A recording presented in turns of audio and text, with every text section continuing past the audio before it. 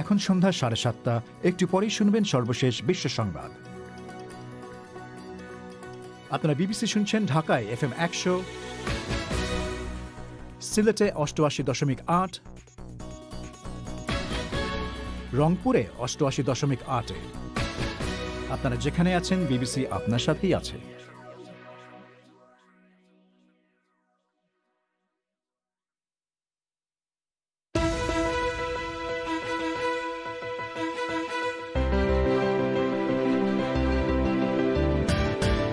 আন্তর্জাতিক উদ্বেগ আপত্তি সত্ত্বেও এ সপ্তাহেই আরও কয়েকশো রোহিঙ্গা শরণার্থীকে ভাসানচরে নিয়ে যাওয়া হচ্ছে। বাংলাদেশের শীর্ষ একজন ভাইরোলজিস্ট বলছেন, শিশুদের সুরক্ষায় ব্রিটেনে শনাক্ত নতুন ধরনের করোনা ভাইরাসটি আটকানো অত্যন্ত জরুরি। ব্রিটেনের সাথে ফ্লাইট স্থগিত করার পরামর্শ তার। আমাদের উচিত হবে এই ভাইরাসটা যেন আমাদের দেশে না পৌঁছায়। সেজন্য আমরা সরকারকে পরামর্শ দিয়েছিলাম যেন এই ফ্লাইটগুলো বন্ধ রাখে। সেই জিনিসটা আমাদের সরকার কিন্তু করেনি। করোনা প্যান্ডেমিকের শুরুতে যে বেহাল অবস্থা বাংলাদেশের স্বাস্থ্য খাতে দেখা দিয়েছিল, বছর শেষে তা কতটা বদলেছে? খেলার খবর শুনবেন, আর এসব নিয়ে শুরু হচ্ছে বিবিসি বাংলার আজকের প্রবাহ।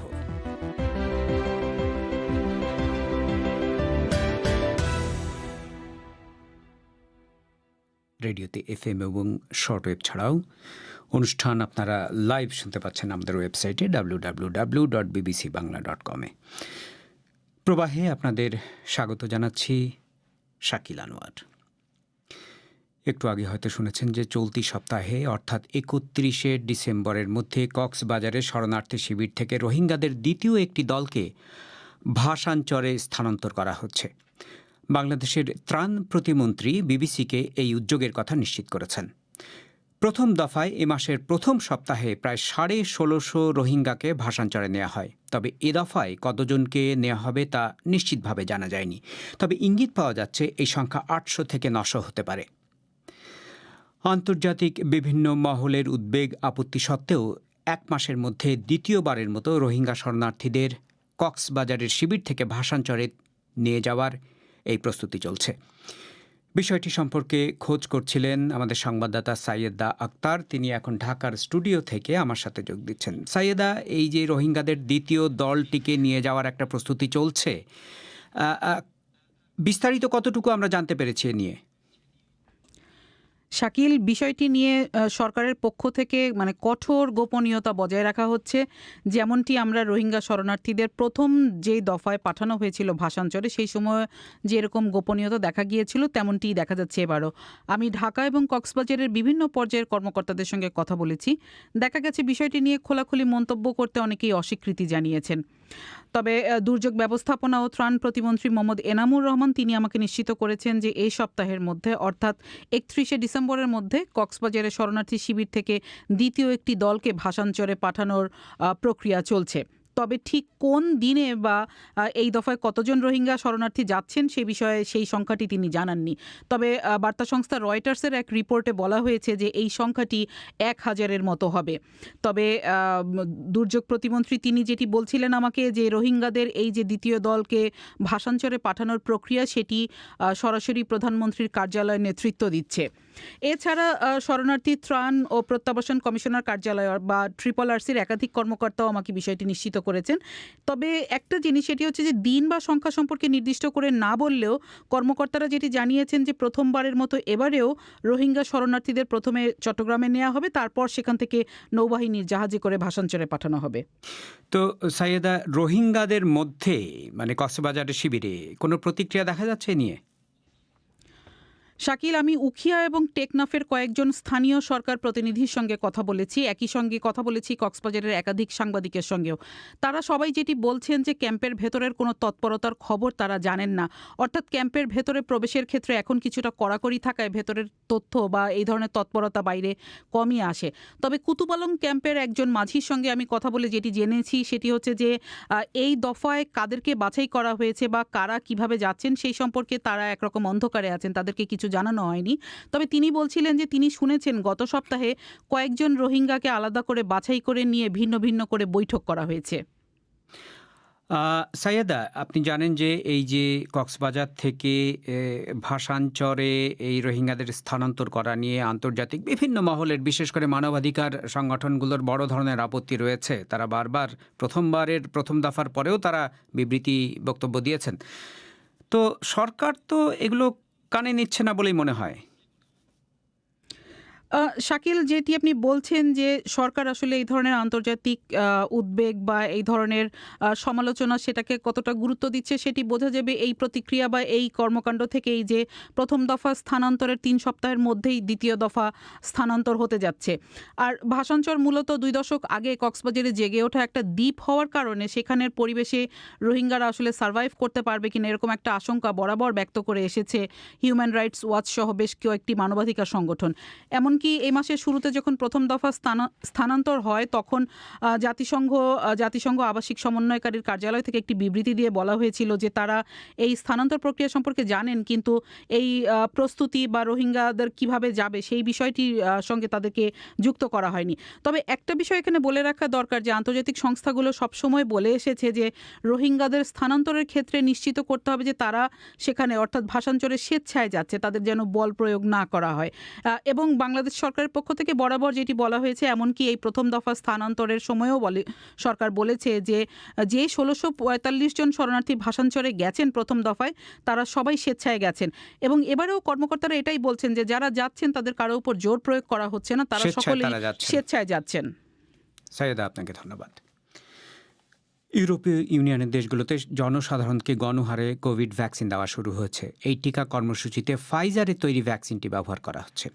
সাধারণ মানুষের স্তরে এই টিকা দেওয়া এমন সময় শুরু হলো যখন ব্রিটেনে শনাক্ত নতুন ধরনের একটি করোনা ভাইরাস একে একে বিভিন্ন দেশে ছড়িয়ে পড়ছে বলে খবর পাওয়া যাচ্ছে। ফ্রান্স, ইটালি, সুইজারল্যান্ড এবং স্পেনের পর এশিয়ার জাপান এবং উত্তর আমেরিকার কানাডাও নতুন ধরনের এই করোনা ভাইরাসে আক্রান্ত রোগী পাওয়ার কথা নিশ্চিত করেছে।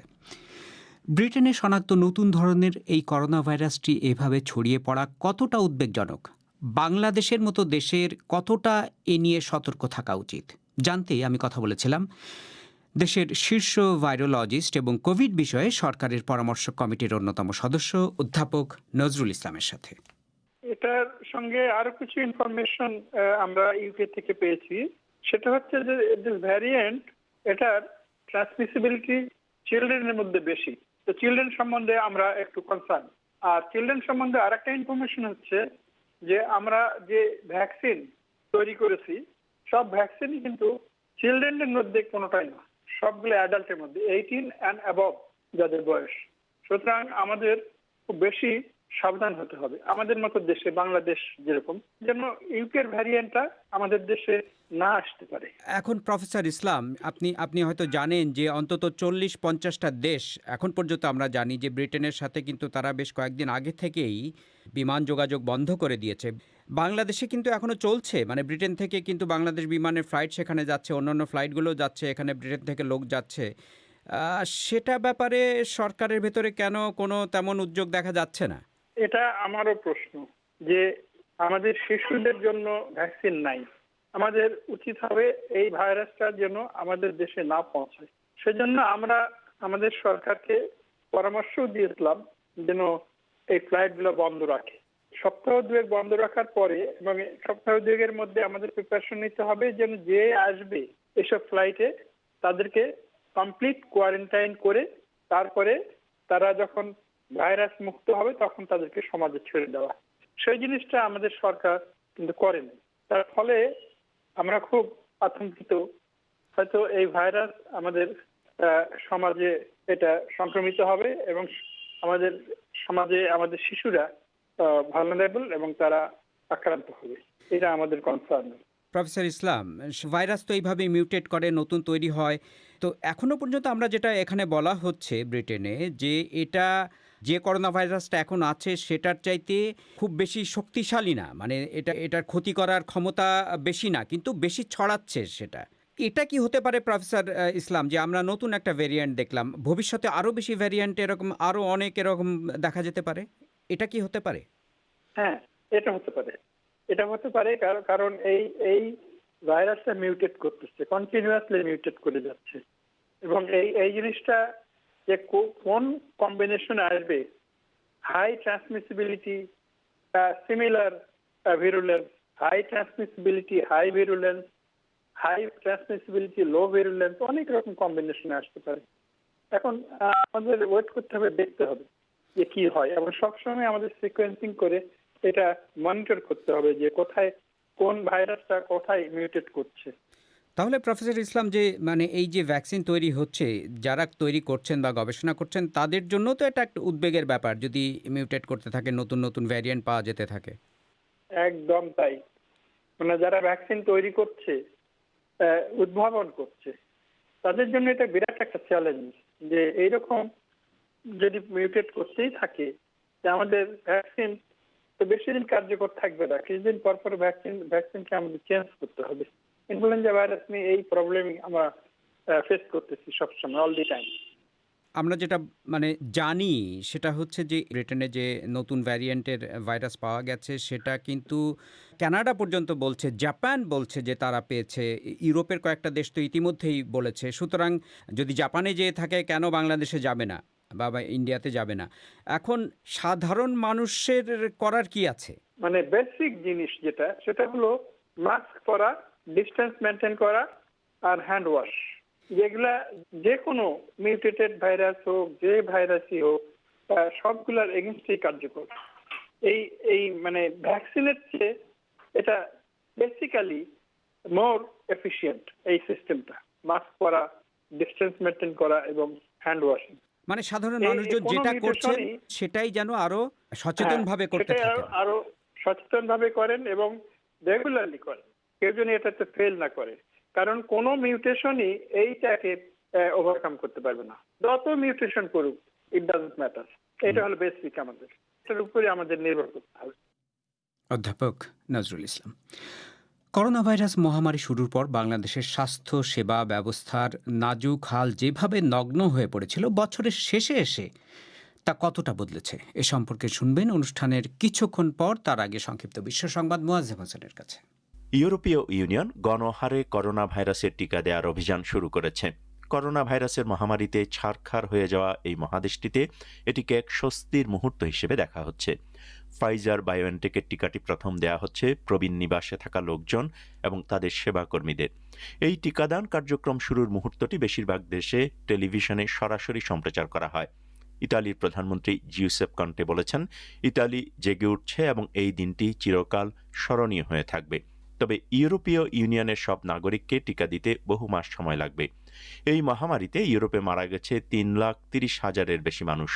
অনেক দেশেই আবার সংক্রমণ ব্যাপকভাবে বাড়ছে। নেপালে অব্যাহত এক রাজনৈতিক সংকটের মধ্যে চীনা কমিউনিস্ট পার্টির এক সিনিয়র নেতা রাজধানী কাঠমান্ডুতে এসে পৌঁছেছেন।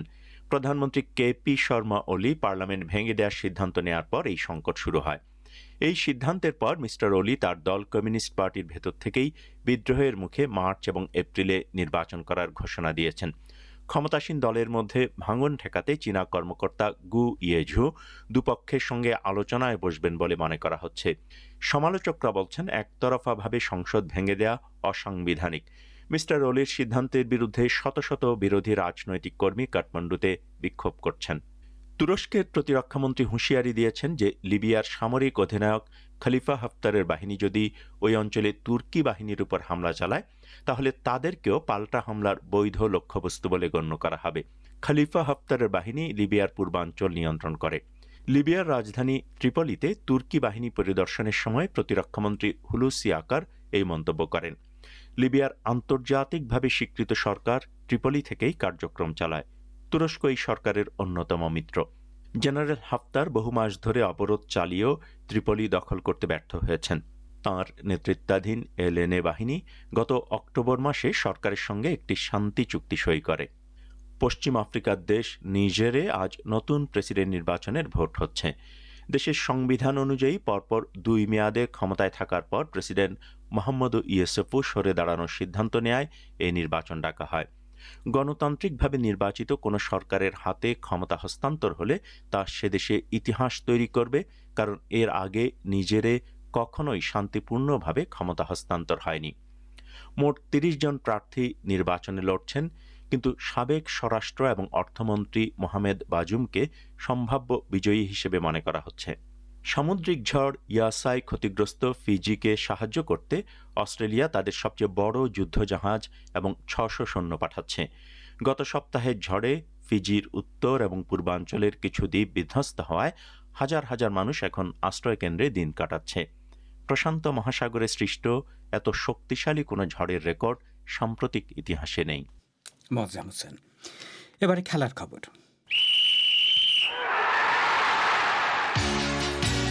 খেলার খবর পড়ছি রাহেল মাসুদ। আন্তর্জাতিক ক্রিকেট কাউন্সিলের দশকের সেরা ওয়ানডে একাদশে জায়গা করে নিয়েছেন সাকিব আল হাসান।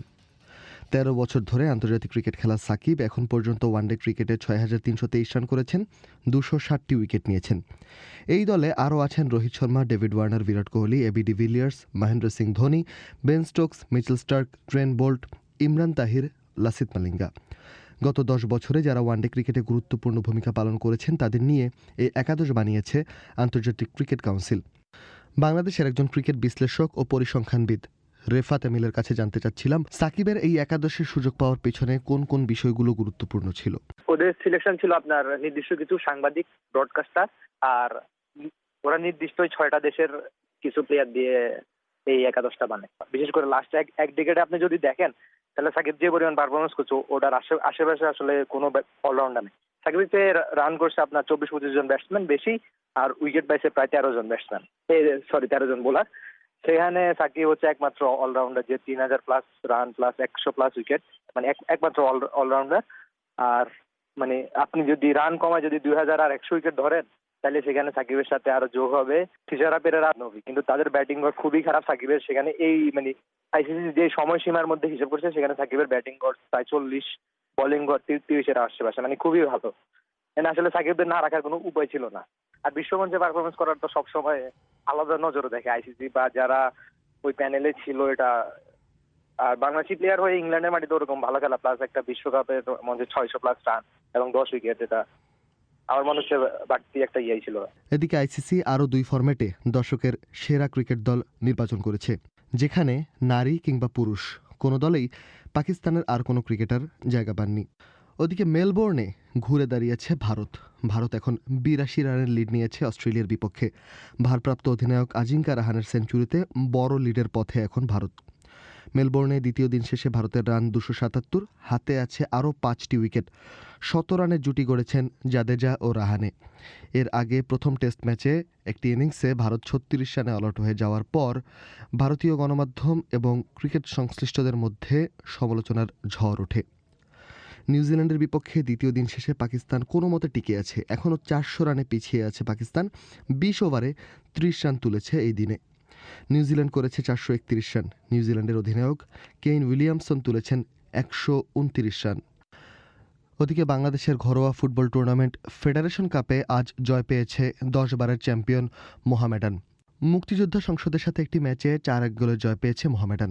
শেষ 8 মিনিটে 3টি গোল করে এই জয় পায় মোহামেডান স্পোর্টিং ক্লাব। এর আগে আবাহনীর কাছে 3-0 গোলে হারে মোহামেডান। আপনারা শুনছেন বিবিসি বাংলার সন্ধ্যাবেলার অধিবেশন প্রবাহ।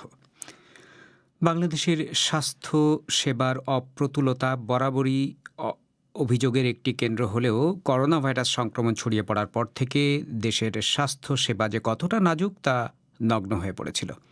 হাসপাতালে শয্যার অভাব, রোগীদের ভোগান্তি সহ নানা অভিযোগ একে একে সামনে আসতে শুরু করে।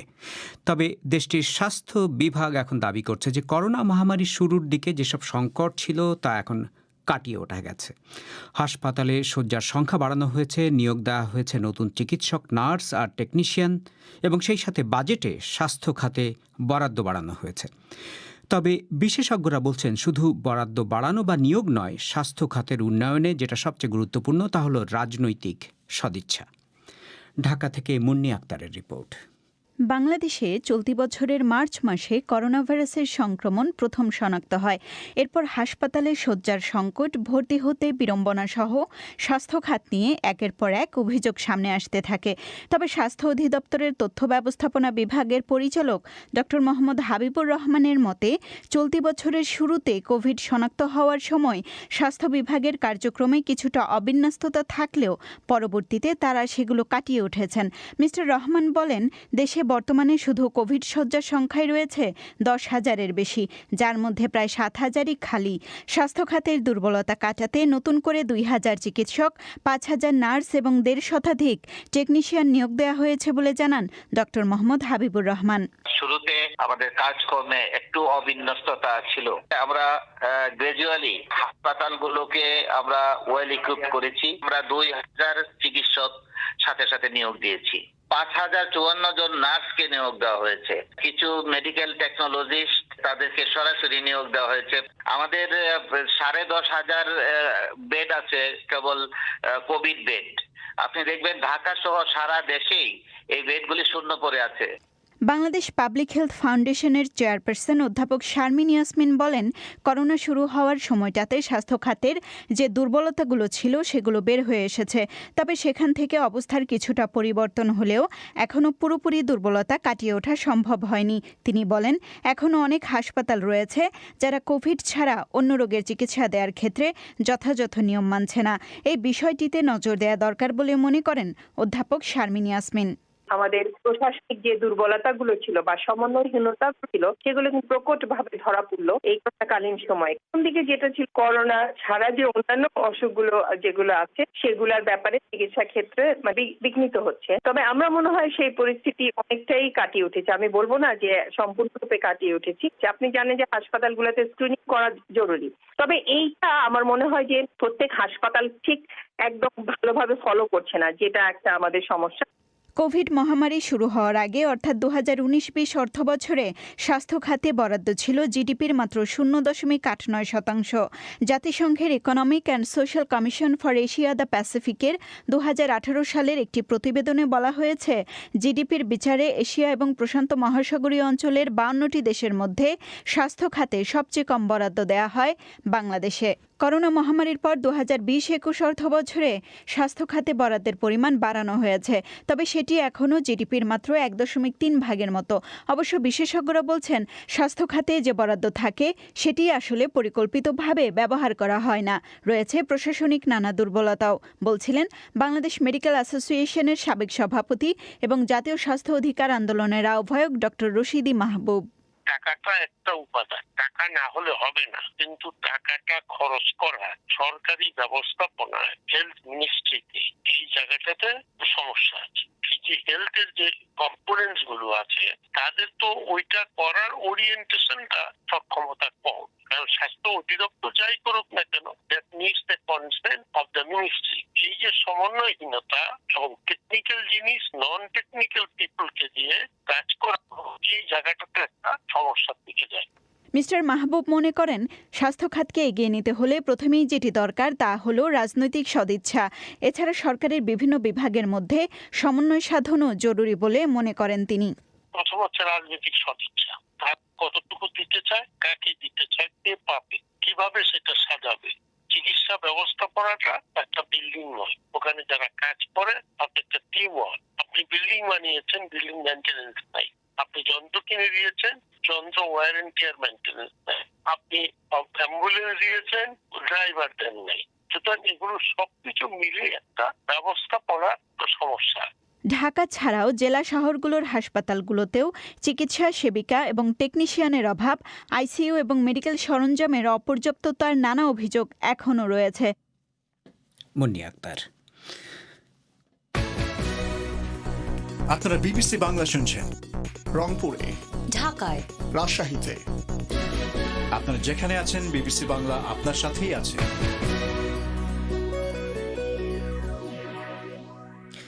বাংলাদেশে আজ ফেসবুক কোন কোন ইস্যু নিয়ে সরগরম? ফয়সাল তিতুমির। ধন্যবাদ শাকিল। সামাজিক যোগাযোগ মাধ্যমে আজ বেশ কিছু বিষয় আছে আলোচনায় যথারীতি, আর সেগুলো জানিয়ে দিতে হাজির হয়েছি আমি ফয়সাল তিতুমির, আর সঙ্গে আছি আমি আফরোজা নীলা।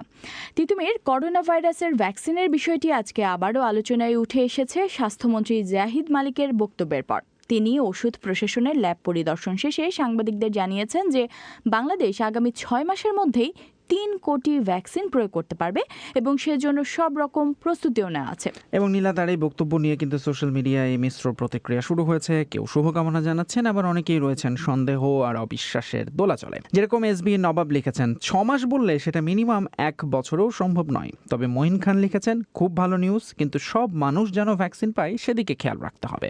এহতেশামুল হকের মন্তব্য, দয়া করে গরিব, অসহায় ও দিন মজুরদের প্রথম পর্বে দিবেন, ধনীদের পরের পর্বে দিবেন আশা করি। অন্যদিকে ইসরাফিল আজাদ লিখেছেন প্রথমে সব দুর্নীতিবাজদের দিয়ে পরীক্ষা করবেন ভ্যাকসিন সঠিক কিনা। এরকম মন্তব্য কিন্তু নীলা আসলে অনেকগুলোই আছে। তবে আজকে আরেকটি খবর সোশ্যাল মিডিয়ায় সাড়া ফেলেছে, সেটি হলো টিকটকে ভিডিও বানানোর কথা বলে স্কুল ছাত্রীকে আটকে রেখে গণধর্ষণ। একেবারেই মর্মান্তিক একটা ঘটনা, এবং ঘটনাটি গাজীপুরের। বিবিসি বাংলা ফেসবুক পাতায় এই খবরের নিচে এসেছে অজস্র মন্তব্য। যেরকম নোমান মোবারক লিখেছেন, আমরা ঠিকই মানুষের চেহারা নিয়ে জন্মেছি, কিন্তু আসল মানুষ হতে পারিনি। এটা আমাদের সমাজ, রাষ্ট্র, পরিবারের ব্যর্থতা। নিউটন ধর লিখেছেন খুবই দুঃখজনক, আমি বুঝতে পারি না কেন যে তারা এসব অনলাইন জগৎকে বাস্তবিক জীবন বলেই ভেবে নেয়। বাস্তবতা খুব কঠিন হয় আর এটি তারা বুঝে না। মীর হোসেনের মন্তব্য, সমাজের দৃষ্টিভঙ্গির পরিবর্তন, পরিবারের সচেতনতা বৃদ্ধি আর আইনে যথাযথ পদক্ষেপ গ্রহণই পারে এসব অপরাধ দমন করতে। আলম হোসেন লিখেছেন TikTok, Likee, free fire, PUBG ভবিষ্যৎ মূল্যবোধ সম্পন্ন জেনারেশন গঠনে এই অ্যাপগুলো বন্ধের কোনো বিকল্প নেই। তবে জামাল কিন্তু নীলা বলছেন যে দোষ আসলে অপরাধীর, টিকটকের নয়। তবে এর সমস্ত এই সোশ্যাল মিডিয়া অ্যাপগুলো কিন্তু প্রায়ই নানান কারণে কিন্তু খবরে আসছে। এদিকে আরেকটি ঘটনা ঘটেছে সুনামগঞ্জে। চলন্ত বাসে এক কলেজ ছাত্রীকে ধর্ষণের চেষ্টা করেছেন ওই বাসের চালক এবং চালকের সহকারী, আর নিজেকে রক্ষা করতে গিয়ে বাস থেকে লাফ দিয়েছেন ওই ছাত্রী। এতে গুরুতর আহত হয়েছে সে। খবর পেয়ে পুলিশ বাসটি জব্দ করেছে, তবে চালক ও তার সহকারী পলাতক রয়েছেন। খুবই দুঃখজনক একটি ঘটনা, এবং এই খবরটিও কিন্তু সোশ্যাল মিডিয়ায় অনেক ক্ষোভের জন্ম দিয়েছে। যেমন মেহমেদ উমার লিখেছেন, আমার নিজের বোনও জব করে রাতে বাড়ি ফেরে। এই অমানুষগুলোর জন্য নারীদের আলাদা বাস সার্ভিস আরও জোরদার, আরও বর্ধিত করা উচিত।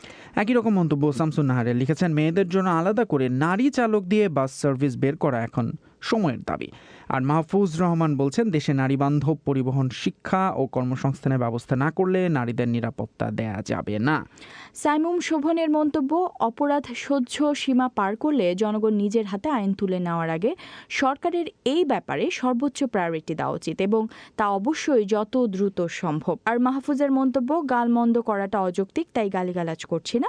যেহেতু বাসটি জব্দ করা হয়েছে, সুতরাং বাস মালিকের সাথে যোগাযোগ করে আসামি চিহ্নিত করা সম্ভব এবং দ্রুত সময়ের মধ্যে। এরকম নানা মন্তব্য দেখা যাচ্ছে তিতুমির। ঠিক তাই, এবং বেশিরভাগই কিন্তু মনে করিয়ে দিয়েছেন যে বাংলাদেশে আইন আছে, প্রয়োগ নেই। হয়তো আইনের প্রয়োগটা ঠিকঠাক হলে এই ধরনের ঘটনা বারবার দেখতে হতো না। এবার একটা ভালো খবর দেয়া যাক। ফেসবুকের কল্যাণে 1 যুগ পর মায়ের কাছে ছেলে। খবরে বলা হচ্ছে 2008 সালে যখন এই ছেলের বয়স 11-12 বছরের মতো, সে সময় তার মানসিক প্রতিবন্ধী মা রাতের আধারে কোলের শিশু সন্তানকে নিয়ে বাড়ি থেকে উধাও হন। তারপর থেকে নিখোঁজ ছিলেন তিনি। পরে কিছুদিন আগে তার পাশের এলাকার একজনের ফেসবুক পোস্ট মায়ের ছবি দেখে চিনতে পারেন। তবে শেষ পর্যন্ত মাকে পেলেও তার ছোট ভাইয়ের কোনো সন্ধান এখনো মেলেনি। খুবই দারুণ একটা খবর কিন্তু নীলা, এবং অনেকেই দেখছে এই খবরে কিন্তু বেশ আবেগঘন মন্তব্য করছেন। যেরকম তাসলিমা ইসলাম লিজা লিখেছেন, মহামিলন মা ছেলের, মা বড় ধন অমূল্য রতন, এই অটুট বন্ধনকে শুভকামনা রইল। এই খুশিতে আমার ফ্রিজে একটা চকোলেট কেক আছে, আমি ফেসবুককে খাওয়াতে চাই, মজা করেই লিখেছেন তিনি। আর সানজিদা সুমি লিখেছেন, প্রযুক্তি অনেক ভালো কিছুই দিয়েছে আমাদের, যারা খারাপ অর্থে প্রয়োগ করে তারা খারাপ কিছুই পেয়েছে। এর চেয়ে ভালো সংবাদ আর কি হতে পারে মায়ের জন্য। শেষ করব আরেকটা মজার খবর দিয়ে। বিয়ে বার্ষিকীতে স্ত্রীকে চাঁদে জমি কিনে দিলেন স্বামী। ভারতের রাজস্থানের ধর্মেন্দ্র জানিয়েছেন যে বিয়ে বার্ষিকীর দিনটাকে অন্যরকম করতে তিনি মার্কিন যুক্তরাষ্ট্রের নিউ ইয়র্কের লুনা সোসাইটি ইন্টারন্যাশনালের কাছ থেকে 3 একর জমি কিনেছেন এবং স্ত্রীকে উপহার দেওয়ার জন্য। এবং স্ত্রী যে খুশি হয়েছেন সেটা বলাই বাহুল্য। আসলে নীলা, ভালোবাসা যে অনেক সময় মানে চাঁদও যে ভালোবাসার কাছে তুচ্ছ, সেটাই বোধহয় প্রমাণ হলো এটাতে। তো এই ছিল মোটামুটি আজকের মতো সামাজিক যোগাযোগ মাধ্যমের আপডেট। ধন্যবাদ এতক্ষণ সবাইকে সঙ্গে থাকার জন্য। ফয়সাল তিতুমির, আফরোজা নীলা, ঢাকায়। অনুষ্ঠানের সময় শেষ হয়ে এলো। খবরের প্রধান অংশগুলো আপনাদের আরেকবার জানিয়ে দিচ্ছি। আন্তর্জাতিক উদ্বেগ আপত্তি সত্ত্বেও এ সপ্তাহেই আরও কয়েকশো রোহিঙ্গা শরণার্থীকে কক্সবাজারের শিবির থেকে ভাসানচরে নিয়ে যাওয়া হচ্ছে। সরকারের সংশ্লিষ্ট প্রতিমন্ত্রী এই উদ্যোগের কথা নিশ্চিত করেছেন। বাংলাদেশের শীর্ষ একজন ভাইরোলজিস্ট বলেছেন, শিশুদের রক্ষায় ব্রিটেনে শনাক্ত নতুন ধরনের ভাইরাসটি আটকানো অত্যন্ত জরুরি। ব্রিটেনের সাথে ফ্লাইট স্থগিত করার পরামর্শ দিয়েছেন তিনি। সিএনএন টিভি নেটওয়ার্ক কিভাবে শুরু হয়েছিল তা নিয়ে একটি স্মৃতিচারণ শুনবেন রাতের অধিবেশন পরিক্রমায় ইতিহাসের সাক্ষী অনুষ্ঠানে। প্রচারিত হবে বাংলাদেশের সময় রাত 10:30, ভারতে 10টায়। শুনবেন আশা করে। আমি শাকিল আনোয়ার এখনকার মতো এখানেই বিদায় চাইছি।